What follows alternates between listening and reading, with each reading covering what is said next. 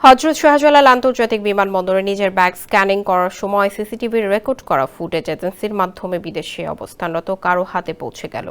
তার রীতিমতো ভয়ঙ্কর, এমন মন্তব্য করেছেন উপদেষ্টা আসিফ মাহমুদ।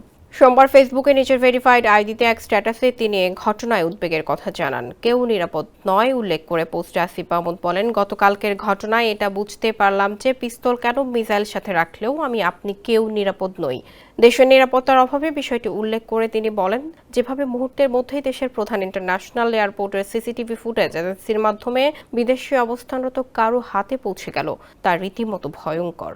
এরা চাইলে যে কোনো দেশি বা বিদেশি সন্ত্রাসী গোষ্ঠী, গুপ্ত হত্যাকারী কিংবা বিদেশি গোয়েন্দা সংস্থার কাছে আমাদের real time location, schedule, sensitive information সহ অর্থ কিংবা স্বার্থের বিনিময়ে যে কোনো কিছু পাচার করে দিতে পারে। তিনি বলেন, আমি সরকারে আছি, আমার সাথেই যদি এমন ঘটনা ঘটতে পারে তাহলে সাধারণ নাগরিকদের জন্য পরিস্থিতি কতটা ভয়ঙ্কর হতে পারে তা সহজেই বোঝা যায়। এই তথ্য সন্ত্রাসীদের শাস্তি বা কি?